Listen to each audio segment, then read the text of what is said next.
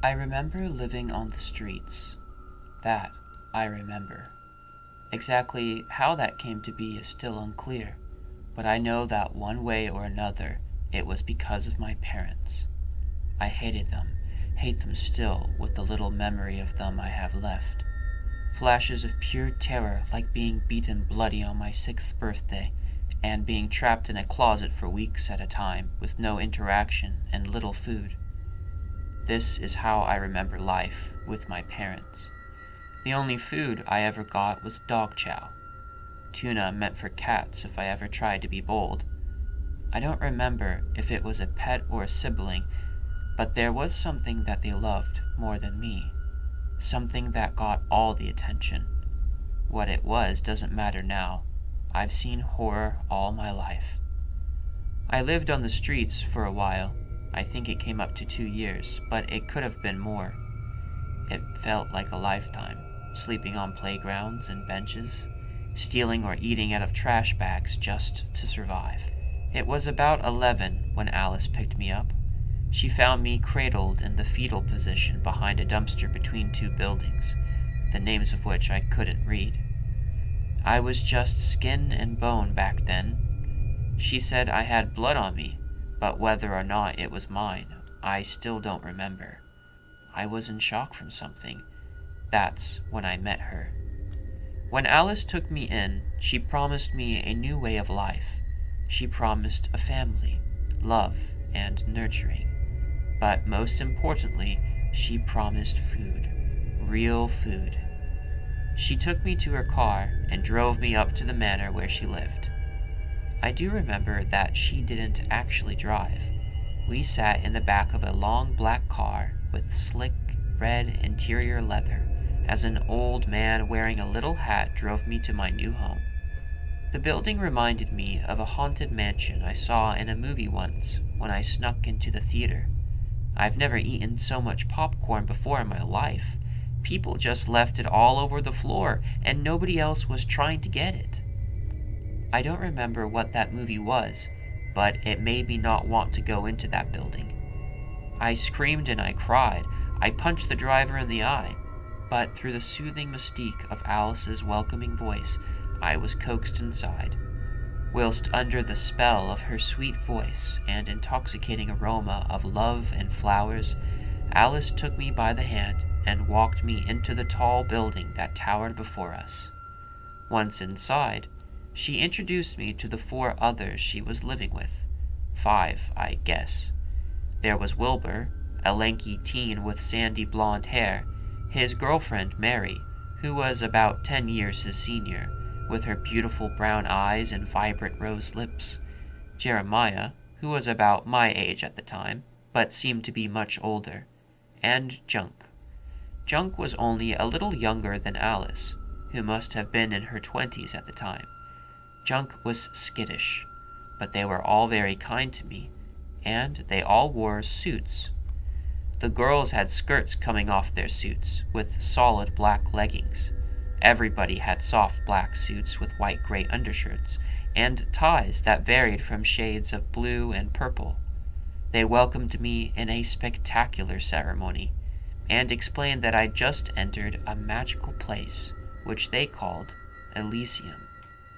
The 5th body was that of a man climbing 30 years or more named Jack. He didn't appear until after the welcoming ceremony. Everybody mostly referred to Jack as Sir or Father. His suit was the smoothest shade of black, and he wore shiny gold cufflinks. His undershirt was dark purple, and his tie was red. His hair was black and well gelled. The streaks of white and silver at the side of his head did not appear as an ancient feature, but as magnificent and distinguished. His emerald green eyes were like portals to another world. I felt as though I knew everything when I looked into them. I thought I felt that way because he had so much raw power, one could absorb some simply by looking into his eyes. He was an eccentric being, always making a spectacle when entering a room, even when he remained silent. His presence was heavy and enlightening. His presence was that of a god.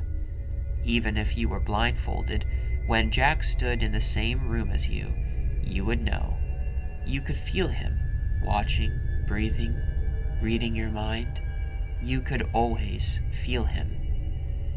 My name was Kevin when I first arrived, but Jack dubbed me Abel. He named everyone, and he thought of everybody as his children. That's how he always called us, his children. Jack took each of us from desperate times. Wilbur worked at his father's surf shop somewhere far away, but he always worked in his father's drug trade. If Wilbur ever disobeyed his father, he would beat him and inject him full of something called heroin. This was apparently a means of keeping Wilbur from leaving, as his father's was the only place where he could get more of it. Wilbur said after having heroin once, you needed it all the time. Junk also lived a fair life of abuse. Jack found him after his principal had dumped him in a ditch and left him there for dead. Apparently, whatever it was that he attended, the entire school hated him, students and staff alike. They would call him Junk, so Jack told him to turn that weakness into a strength and made it his new name. It never quite had the effect Jack was hoping for, or maybe it did. Wilbur and Junk were the only ones who dared to tell me about their lives before Jack. Speaking of a time before Jack was strictly prohibited, because we didn't need anything else. Jack had been the only one to ever care about us. Nobody else would, and this is something he would remind us of often. He told me once that it was to make sure we were never ungrateful. The whole house was my family, but Wilbur and Junk were my friends, my best friends, my brothers. Though Jeremiah, and I did have our share of heart-to-hearts, I'm pretty sure he wanted my head on a spike. He knew he'd have my back. He was my brother after all, and he would protect me. But maybe it was because he wanted to be the only one allowed to hurt me. Him and Jack. Jack and the others taught me that Elysium was a holy place, untouchable by those unworthy. They said that those with truly dark hearts saw nothing when they looked at the building or the property on which it stood, that to them it simply wasn't there. I'd heard vague descriptions of heaven in the past, which Jack said was close to Elysium, but not quite. Elysium was a place where lost souls could go with their hearts still beating, a paradise for the broken, and once you die, your soul remains there. It simply traveled to a parallel plane of existence, invisible not only to wicked hearts, but anything that drew breath. However, Jack wasn't like us. He said he stood in both planes, that when we died and shifted to the next, he would greet us as the same spirit he's always been, but in a completely different form. He told us that our own appearances would be changed forever, details depending on the wavelengths of one's soul. We'd take on our true forms. Jack's ability to see and exist in both planes explained why he would sometimes speak as if in a conversation with someone, despite us seeing nothing, even when Jack thought none of us were around. This was him talking to those on the other side, in forms incomprehensible to those on the outer plane. Within my first week of living in Elysium, Jack professed to me that if he were capable of having favorites, I would be it. He said that he saw a lot of potential in me. Jer overheard this and never got over it. Jack had to be stern with me sometimes, beating me with his cane or taking me to the dark chamber, but compared to everyone else, I was the golden child. I almost never stepped out of line, so I didn't really have the same experience at Elysium as everyone else. Apparently, whenever Jack thought someone broke a very serious rule or too many rules, he would come for you when you were alone and perform some mysterious act of horror upon you. Jack slept with everyone in Elysium as a way to bring our souls closer together. It was a horrifying thing to experience, every second of it terrible, but even so, they said this was not the mysterious punishment, nor was it the visits to the dark chamber. But as far as I was concerned, those were the two worst experiences to have in the house. It bewildered me to think that there was something even worse than the tortures that met you in the dark chamber, and to this day I still don't have details, or even a vague idea of the mysterious act. Whatever it was, it sometimes made people want to leave, but they didn't. We all stayed because there was nowhere else to go. No one else to go to. Jack was all there was. He was our God, our home, and our haven. Once, after she disobeyed and experienced this mysterious horror, Alice told me something that nobody else had shared before because it was prohibited. She told me her name before Jack. It was Donna. Her friends used to call her Dawn, or Donnie. She said sometimes she missed that name. She felt that when Jack changed her name, he changed who she was, and sometimes she didn't like that person. Not at all. Overall, Jack was kind to us. He took care of us. He fed us. We all ate together. We read together, and bathed together every week. We were a family. We never left Elysium. The property was rather large, so we still went outside, but we never left. The only people who could leave the house were Jack and his butlers. Alice used to go out, in charge of finding new members, but one day something happened and that changed. Jack gave the job to Mary, but after a week he simply kept the duty to himself. He even stopped taking the butlers, saying he could trust few. Over the years, a few more children were added, and it was great. Our family was growing. But when I was about 16, it seemed as though Jack was letting anybody with a shady past into our doors. There was no great selection, no light that he saw in them as he saw in me. He was simply recruiting. We started having larger ceremonies where Jack would explain how we were to live our lives in Elysium and how evil and wretched the outside world was. How he was all we had and all we needed. I hated many of the new children, the ones let in because they had a shady past and a beating heart. They had no morals, no respect, no love. They would pick small groups and remain in them. They would ridicule anybody who wasn't part of them. We were supposed to be a family, siblings as though we shared blood, but that was no longer the case. Amaris and Adriel were the worst of the bunch, the ringleaders of all the bad apples that had corrupted Elysium's holy basket. It was like they thought they were Jack. They looked like they were identical twins, even though Amaris was a boy and Adriel a she-devil, but they were also lovers. Years ago, that would have disgusted me, but things like that became regular practice in Elysium. I was about 21 to 23 when we reached 40 or so members. I believe just below 40. I don't know exactly how old I was because that's another thing you learn to forget in Elysium.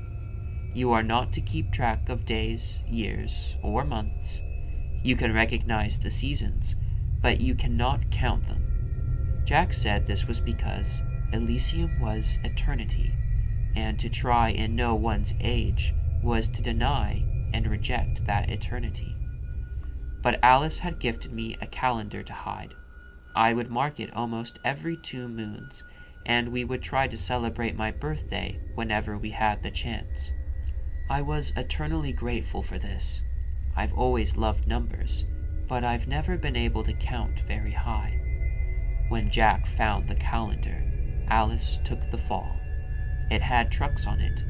February was a fire truck. I never saw Alice after that. I guess she disobeyed Jack one too many times and was sent off to Ganesh. Ganesh was where disloyal members went, those who were not worthy to bathe in Elysium's holy energy. Where this was, I didn't know, but nobody ever came back from Ganesh. Ever. I loved Alice. She was like a mother to me, or an elder sister. I had many siblings, and I had my group of friends, but with Alice it was different. I'd always call her Donna in private, and she'd always call me Kevin in private. She was the only one. I loved Donna so much, but I always thought that Alice sounded prettier. Things were never the same after Jack sent Alice away, and with the new members I hardly ever saw Jack. Sure, I would see him speaking during ceremonies or sometimes during mealtime, but never one-on-one. He still called us his children, but it didn't feel that way anymore. No, things were different. I was different. I was growing tired of Jack ruling over Elysium. He didn't care about us anymore. I knew he didn't.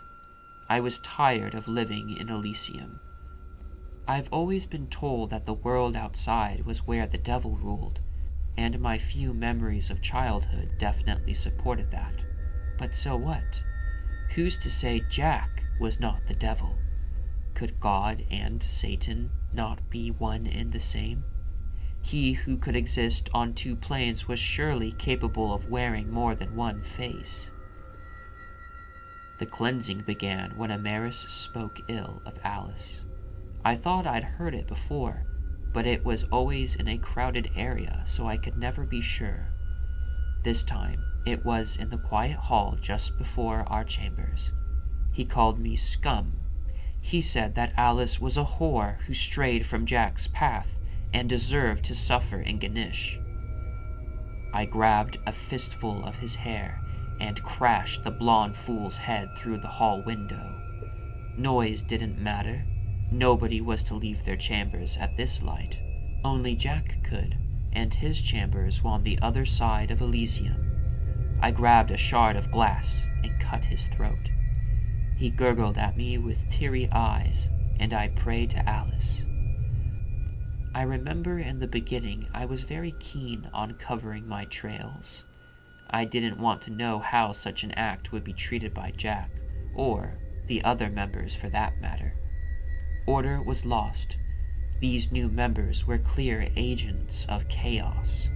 I used to think that such fools didn't deserve to bask in Elysium, but as I went on with the cleansing, I wondered if Elysium had not been Ganesh all along. I soaked up the blood with sheets and threw them in the furnace. I could not throw Amaris in along with them, because not only was I unsure if it would completely burn his bones or not, regular maintenance of the furnace was kept, and somebody would be checking on it just before dayrise. So I wrapped Amaris and more sheets. We had so many, Jack said it was in preparation for a growing family, and placed him outside in Elysium's court. One thing Jack teaches you is how to be one with animals. I called a bird to my hand and broke its neck. I threw it up into the window I'd broken with Amaris, and carried on. I got a shovel from the green room and dragged Amaris into the woods. I dug for many breaths, of which I lost count, and buried the bastard under the dirt. I'd cut my hand on the piece of glass I used on Amaris. It bled and screamed in agony as I dug and as I buried, but Jack had taught me pain was only in the mind. I was on a mission. I had to carry it out. While walking through the woods, I spotted a stick protruding from the earth. I found this stick curious because it was bright orange. How strange, I thought. So I dug the area around the orange stick, unsure of what I would find. What I did find was a woman, decaying with worms and maggots, wriggling around in the remains of her flesh. I gifted Alice a green tie once. I found it while wandering the field. I like the color green, and I thought she deserved some individuality. This upset Jack, of course, but at the time, he was still partial to me, so he let it slide. This dead woman had on that tie, as I'm sure you have guessed. The woman I found was Alice. I did some more walking and found a rather large area littered with orange sticks. I found Ganesh. I had to ditch my bloodied suit, walking back to Elysium in nothing but my shoes and my briefs. Of course, I had extra suits, but only so many. I prayed Jack would not count them, because I couldn't think of a good reason why one should be missing. When night became day, I helped the butlers clean up the glass, and used one of the shards to reopen the wound on my hand so it wouldn't seem suspicious. Nobody thought better of it. Nobody but Adriel. Many assumed Amaris had simply abandoned Elysium, and Jack saw him dishonored. He even held a ceremony about it. But she was not convinced. In fact, his disappearance drove her mad. She would not shut up about foul play, not until Jack ordered her to. Adriel became a silent being after that. Despite this fact, I decided she was next. She got on my nerves, and though she seemed innocent now, I knew she was still pulling the strings on Elysium's bad apples. I've heard whispers of a mutiny. If anybody was going to take that bastard Jack down, it was going to be me.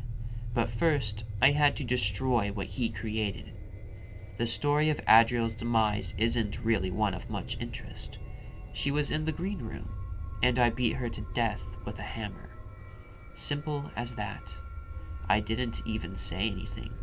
Didn't feel anything either. Not even rage. It was just a minor chord. The only interesting and right-worthy things about it were that some memories flooded back during the act. I'm still unsure exactly what brought me to the streets as a child, but I do remember what happened to my mother. My father started having me make his meals. I made him 4 dishes before I doused one with rat poison. When my mother caught me with the box of poison in one hand and my father's plate in the other, she threatened my life. Instinctively, I reached for the closest object on the counter behind me, and I beat her head in with a meat tenderizer mallet, just as I beat Adriel. I know it's not very interesting. I've never been a very good storyteller, but it was nice to have at least one happy memory from my childhood. From Kevin's childhood, I should say. The cleansing couldn't wait after that. I didn't want a slow process. I wanted blood and death. I decided I would simply burn the building to the ground with everyone inside. But before I could do so, I still had a few chores. My intent was to tear down everything Jack had created. That included my family and my friends. I decided I would go to Junk first. Jerry and Wilbur got stronger than when we first met, but Junk never changed that much. I knew physically he would be the easiest. My friends deserved more than just to burn away in that place. They deserved something better, closer, more personal. I did love them. I really did. Junk often liked to prepare the family's meals, so I offered to help him. It did occur to me that I could poison the children of Elysium as I tried with my father, but that would taint my final moment with Junk. He was always a dear friend to me, and I loved him like a brother, a real brother. He snuck out with me that night so we could watch the stars, a favorite pastime that we hadn't done in quite a while. I guess things just got too busy for the both of us with all the new members. We sat together on the grass, just staring at the night sky. I asked him if he knew how much he meant to me. He didn't know the extent, so I told him. We cried. He stood up to give me a proper hug. I held him tight, as if the breeze would blow him away. I retrieved the discreet kitchen knife I swiped earlier that day and drove it into his back. His last word was a whisper. He asked me why. I looked at him for a second and put my head back over his shoulder, unable to answer. I wanted the embrace to last, but I knew it couldn't. I drove the blade further in and gave it a twist. He fell to my feet, and I opened his neck just to be sure. He didn't need to suffer any more than he already had. I buried him next to Alice. I'd stolen a can of green paint from the storage room and gave them 2 green sticks crossing into X's. I planned to kill Wilbur next, but at this point Mary was pretty old, so I went with her instead. Jeremiah and Wilbur were the strongest, so they would be the last. I waited for Wilbur to leave their chamber to run an errand for Jack.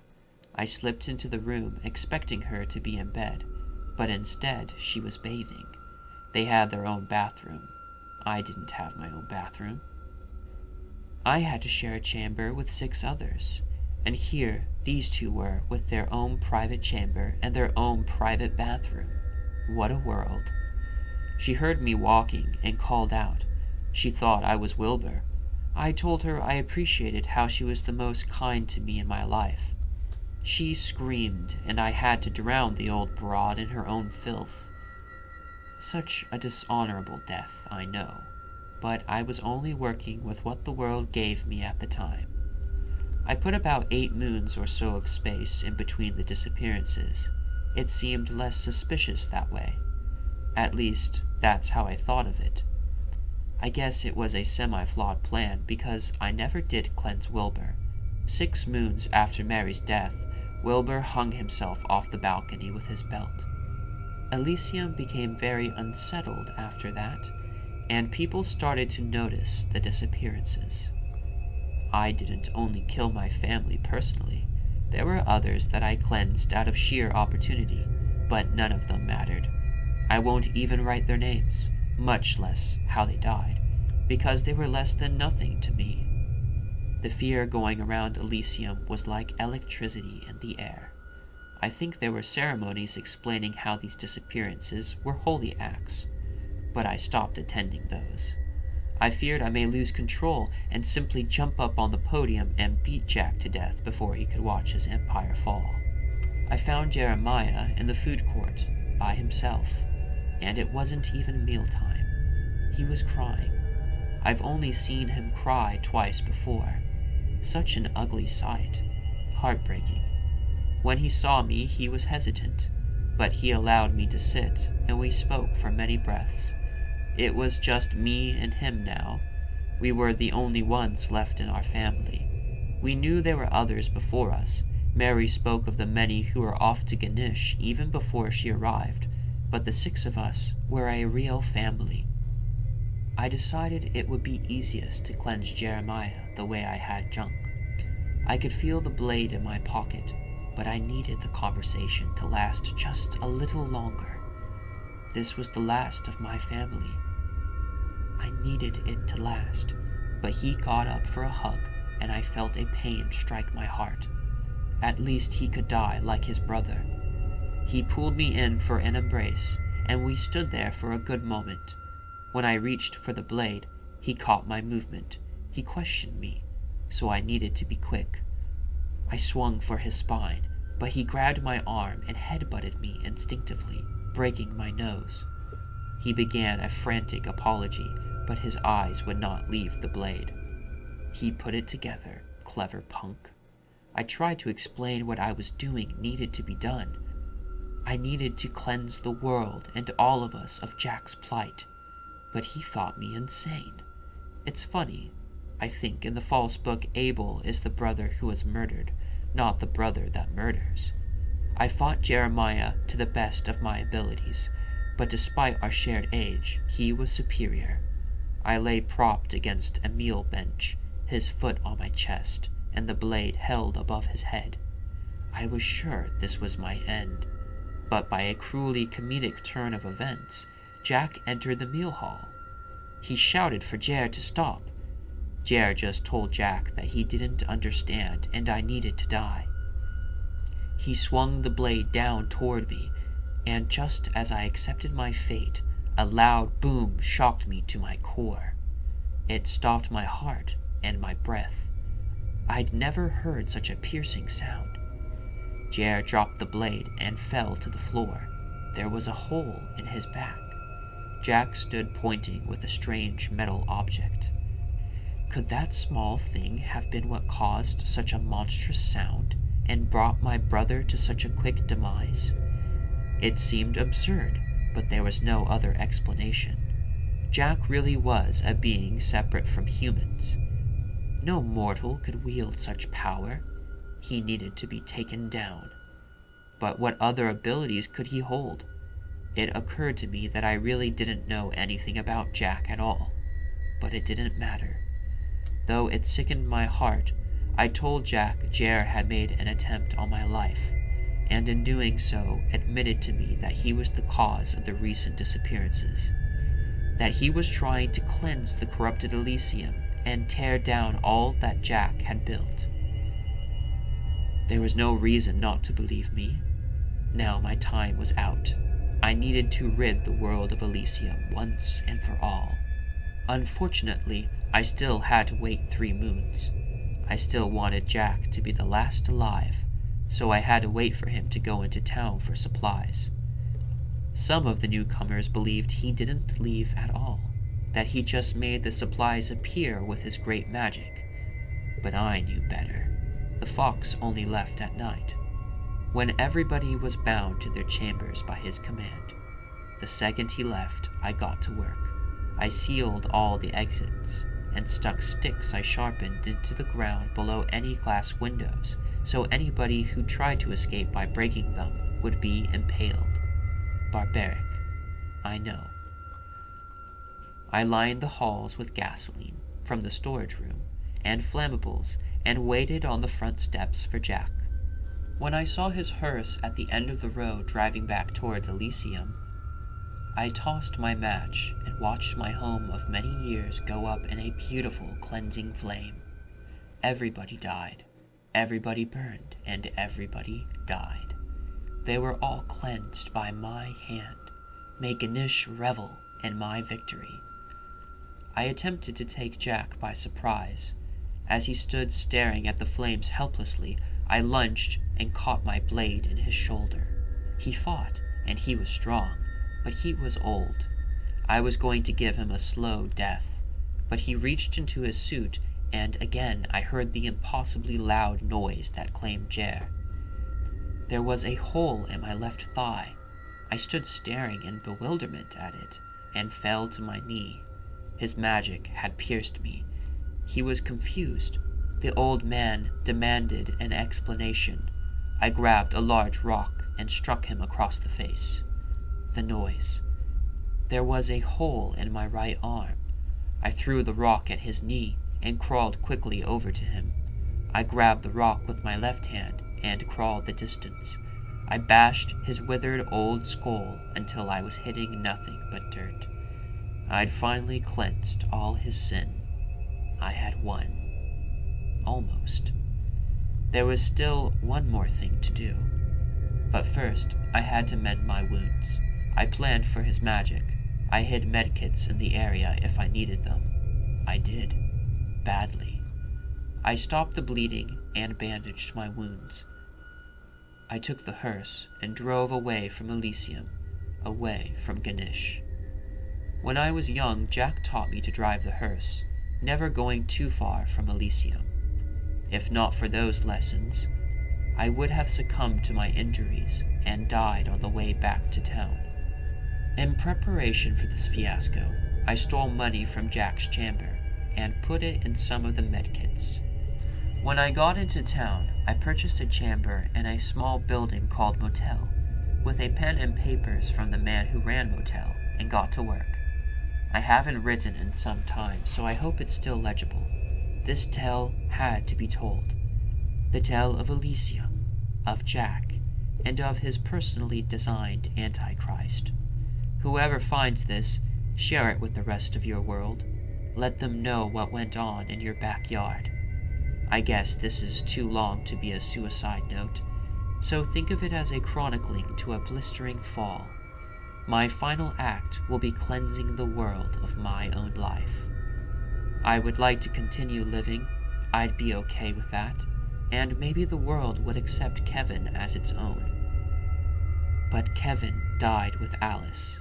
He's in the dirt, lying beside the beautiful Donna and his family marked by green and the great Ganesh. Abel was a creation of Jack, and so he must fall. May a better Elysium find you. Sincerely, Abel.